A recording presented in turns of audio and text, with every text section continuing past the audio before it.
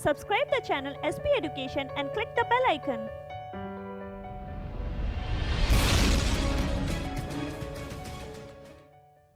Hello everyone, welcome to our channel SP education. This is Pravagya और अपनी आज की क्लास में हम लोग स्टार्ट करेंगे हिस्ट्री को। As you all know, history जो है वो बहुत सब्जेक्ट इंपॉर्टेंट वेटेज रखता है अपने हर कॉम्पिटिटिव एग्जाम में। आप छोटे से लेके बड़े एग्जाम, किसी भी कॉम्पिटिटिव एग्जाम को टारगेट कर रहे हो, हिस्ट्री की अपने आप में बहुत ज़्यादा इंपॉर्टेंट वेटेज है।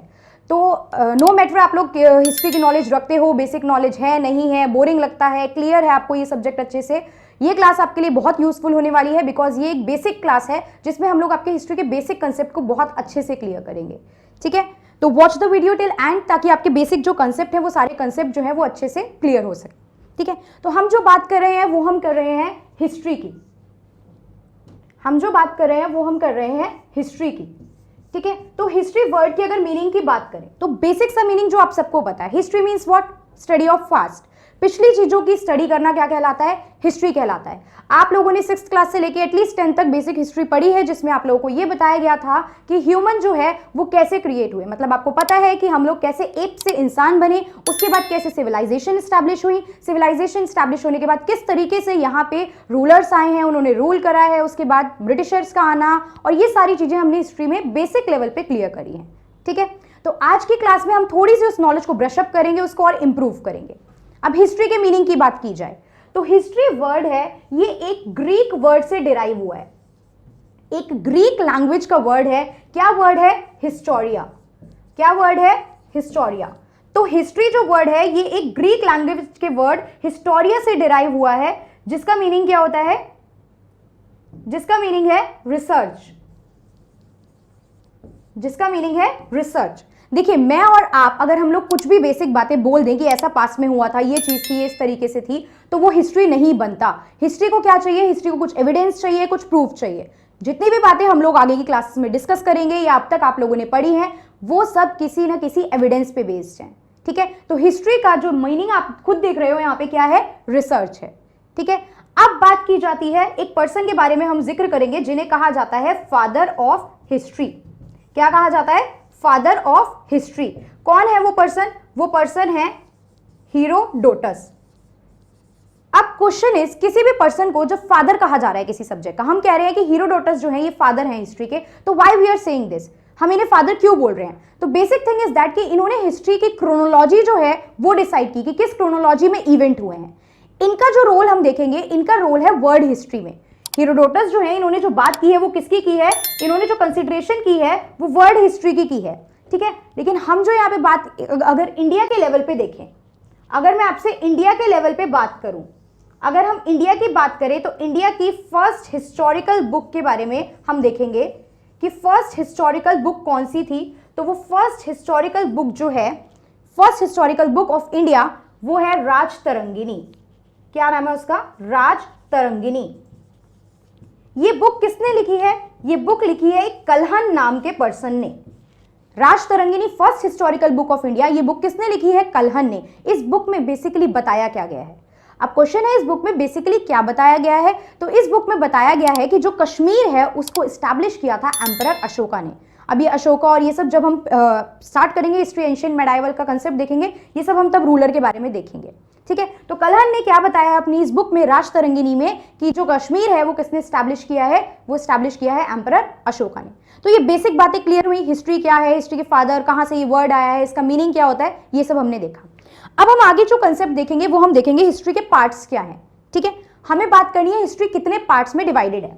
तो अगेन हमारे पास आ जाता है क्या टॉपिक? हिस्ट्री कितने पार्ट्स में डिवाइडेड है। अब अगर मैं कंसीडर करूं, यहाँ पे फर्स्ट जो पार्ट होता है वो होता है ancient history, next is medieval history, उसके बाद आता है आपका मॉडर्न हिस्ट्री।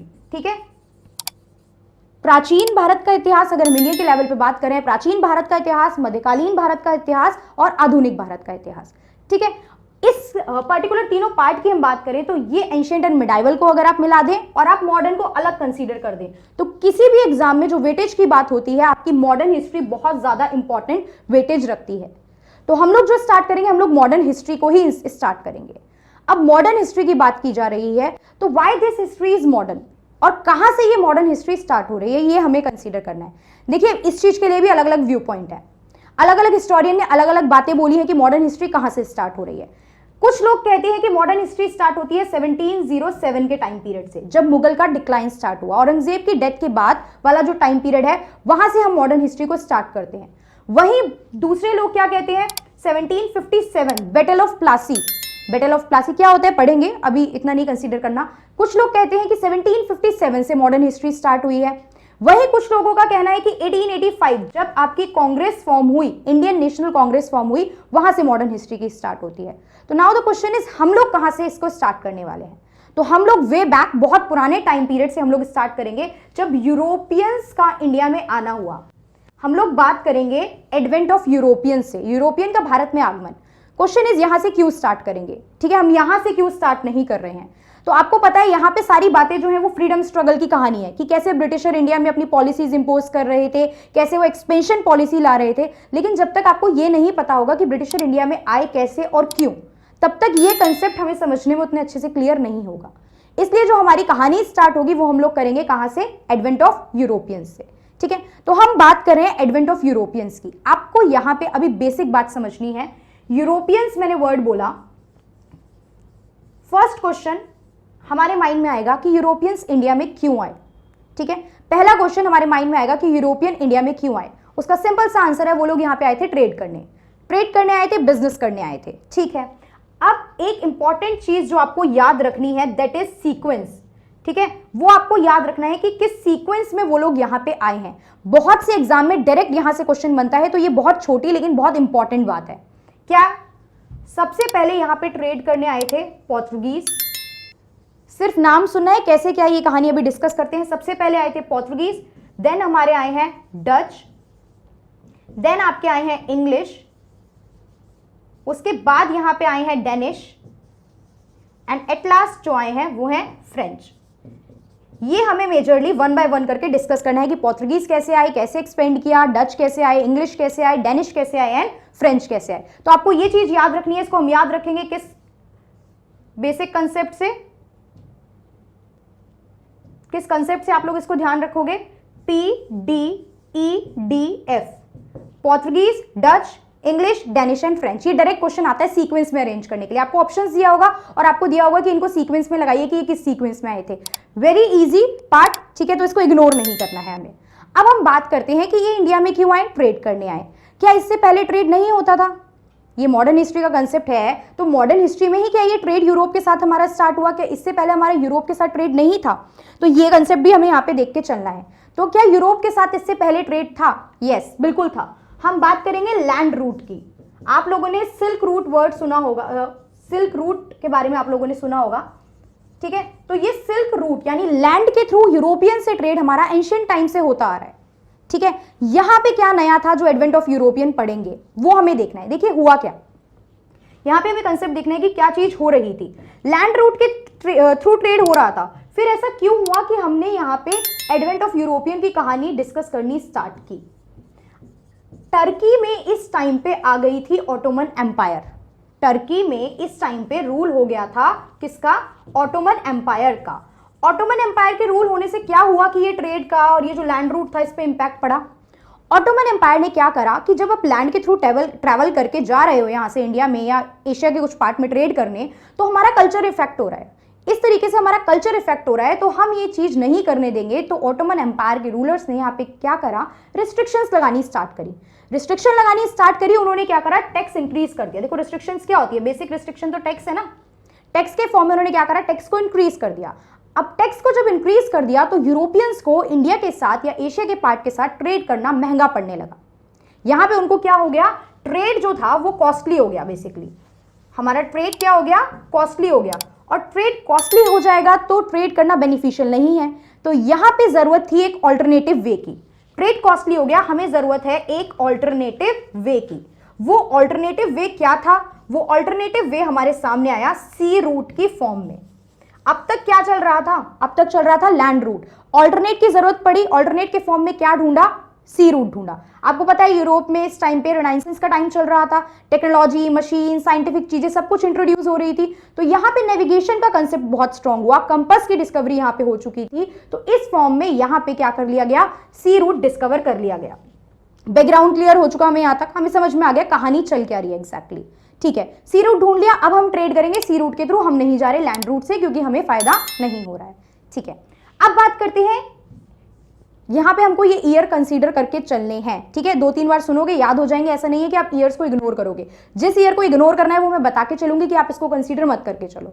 हम बात करेंगे 1492, एक पर्सन का जिक्र करते हैं यहां पे, नाम आप लोगों ने सुना है, कोलंबस।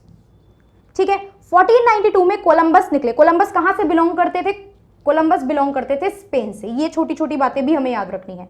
1492 ईयर, किस पर्सन की बात करें? कोलंबस की। कहां से बिलोंग करते थे? स्पेन से। 1492 में कोलंबस स्पेन से निकले, किसकी डिस्कवरी करने? इंडिया की। लेकिन क्या ये इंडिया पहुंचे? क्या इनको इंडिया का डिस्कवरर बोला जाता है? नहीं, ये स्पेन से निकले और इंडिया आने की बजाय ये कहां चले गए थे? ये अमेरिका वाले रीजन में चले गए थे। तो अगर हम बात करें कि अमेरिका की डिस्कवरी किसने की, तो हम क्या आंसर देंगे? कोलंबस ने। अमेरिका की डिस्कवरी किसने की? कोलंबस ने। यहां तक हमें समझ में आया कि 1492 में कोलंबस कहां पहुंच गए? अमेरिका पहुंच गए। उसके बाद हम बात करते हैं नेक्स्ट ईयर की, दैट इज 1494। 1494 में एक और पर्सन का नाम हम यहां पे कंसीडर करेंगे, that is Vasco da gamma. Vasco da gamma, ये कहां के थे? ये थे पुर्तगाल के, ये थे पोर्तुगीज। ये निकले डिस्कवरी करने इंडिया की और ये एक्चुअल में इंडिया तक पहुंचे। ठीक है, अब क्वेश्चन आता है कई बार, ये कौन सा रूट फॉलो करके इंडिया तक आए हैं? ठीक है, कौन सा रूट फॉलो करके इंडिया से आए हैं? यूरोप से निकले हैं, अफ्रीका तक होते होते, अगर आप लोग मैप देखेंगे तो अफ्रीका में जो ये जो साउथर्न मोस्ट पार्ट है अफ्रीका का, इसे हम लोग कहते हैं Cape of Good Hope. Cape of Good Hope, ये कहलाता है केप ऑफ गुड होप। तो ये केप ऑफ गुड होप को फॉलो करते हुए कहां आए? इंडिया में। अब पूछा जाता है यहां पे इनकी एक मदद करी एक गुजराती ट्रेडर था। एक गुजराती ट्रेडर था, क्या नाम था उस गुजराती ट्रेडर का? अब्दुल, इन्होंने क्या करा? अब्दुल माजिद नाम का ये ट्रेडर था और इस पर्सन ने क्या करी? कहां का ट्रेडर था? गुजराती ट्रेडर था। इसने हेल्प करी किसकी? इसने हेल्प करी वास्को डी गामा की। कहां तक पहुंचने में? इंडिया तक पहुंचने में आगे। ठीक है, अब जब ये इंडिया में आए हैं तो उस टाइम पे इंडिया का कोई रूलर होगा ना उस पर्टिकुलर जगह पे। सबसे पहली बात, ये कहां आए? ठीक है, तो द आंसर इज ये आए हैं आपके कैलिकट में। कैलिकट, जिसको एट प्रेजेंट आज की डेट में हम लोग क्या बोलते हैं? कोझिकोडे। ये जगह कहां पे है? ये जगह है एट प्रेजेंट केरला में। तो आपको अगर सर्च करना है तो आप किस नाम से सर्च कर सकते हैं? आप ये नाम डाल के इसको सर्च कर सकते हैं मैप पे भी।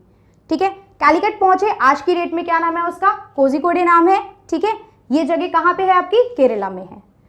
पहुंच गए यहाँ पे, वास्को डी गामा ने यहाँ पे कुछ दिन स्टे किया, थोड़े टाइम ये यहाँ पे रहे हैं। और किस चीज के लिए ये बेसिकली आए थे आपको पता होना चाहिए, अभी हमने डिस्कस करा, ट्रेड।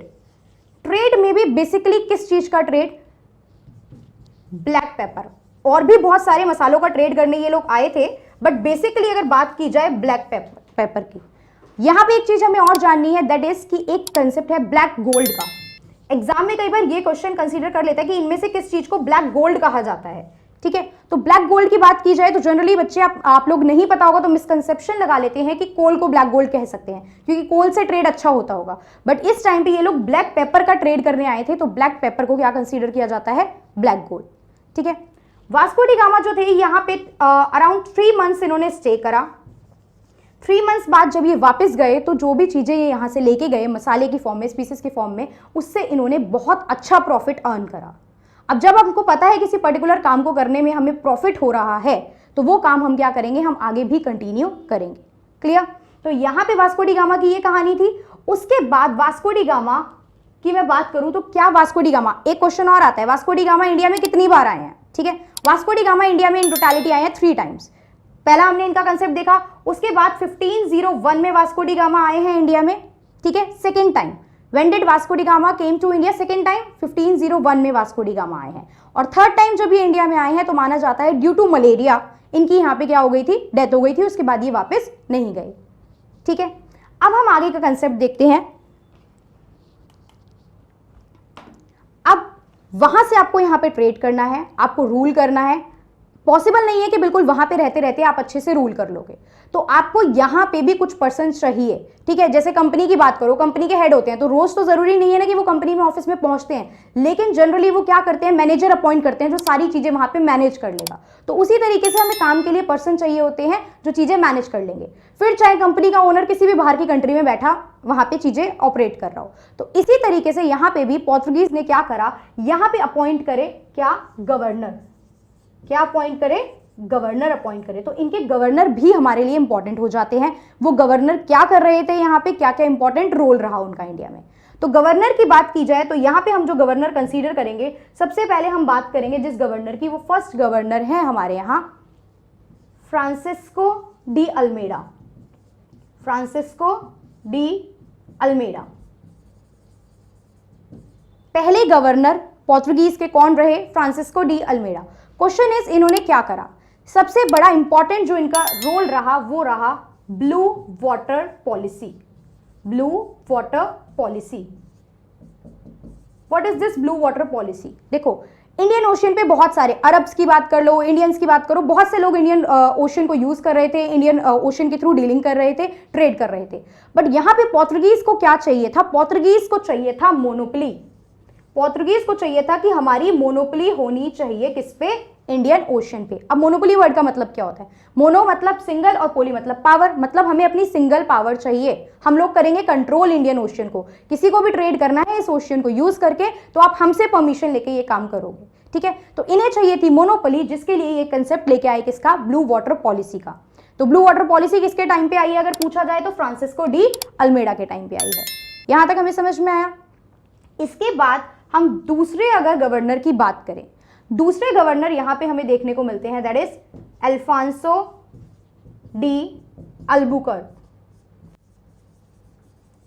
Alphonso de Albuquerque. अब अल्फांसो डी अल्बुकर्क को रियल फाउंडर बोला जाता है।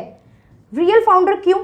एक्चुअल में देखा जाए तो सबसे पहले तो हमने देखा कि अल्मेडा है गवर्नर, फिर रियल फाउंडर इनको क्यों बोला जा रहा है अल्बुकर्क को? रीजन इज इन्होंने जो एरिया था उसको काफी ज्यादा और एक्सपेंड करा, इन्होंने जो पोर्तुगीज के अंडर आने वाला एरिया था उसको काफी ज्यादा क्या करा, एक्सपेंड करा। तो इनको क्या बोला जाता है, रियल फाउंडर बोला जाता है।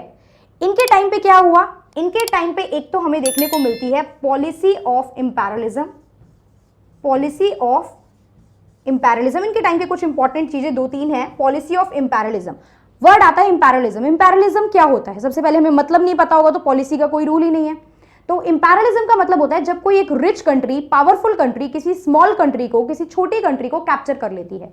तो ये यहाँ पे इस पॉलिसी पे बिलीव कर रहे थे कि हमें क्या करना है, एक्सपेंशन करना है, ठीक है, हमें कैप्चर करना है कंट्रीज को। तो ये किसके टाइम पे हो रहा था, ये अल्फांसो डी अल्बुकर्क के टाइम पे हो रहा था। इसीलिए इनके टाइम पे इतना ज्यादा एक्सपेंशन हुआ और इनको रियल फाउंडर भी बोला जाने लगा। उसी के बाद हम देखेंगे तो 15010 में वेरी वेरी इंपॉर्टेंट क्वेश्चन है, ये भी किसी भी तरीके से आ सकता है। ये क्वेश्चन इस तरीके से भी आ सकता है कि आपसे गवर्नर का नाम पूछ लेगा। क्या करा इन्होंने 15010 में, इन्होंने कैप्चर करा किसको, गोवा को। किसको कैप्चर करा, गोवा को। किससे कैप्चर करा, कैप्चर करा है तो गोवा में कोई रूल कर रहा होगा ना, तो वहां पे कौन थे, बीजापुर के किंग। किसी भी तरीके से अब ये क्वेश्चन आ सकता है। देखिए 15010 में इन्होंने क्या करा, गोवा को कैप्चर करा फ्रॉम किंग ऑफ बीजापुर। अब ये भी पूछ सकता है कि जब कैप्चर किया तो वहां पे कौन रूल कर रहा था।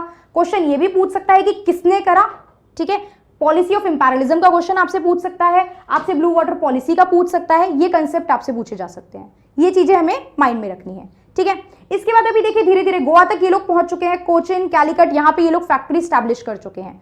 फैक्ट्री का मतलब बहुत इंपॉर्टेंट, अभी ही आज की क्लास में जान लीजिए। जब जब हम फैक्ट्री वर्ड यूज करेंगे, चाहे वो पोर्तुगीज में करेंगे चाहे आगे के सारे यूरोपियंस में करेंगे, अभी फैक्ट्री का मतलब यहाँ पे मैन्युफैक्चरिंग नहीं है।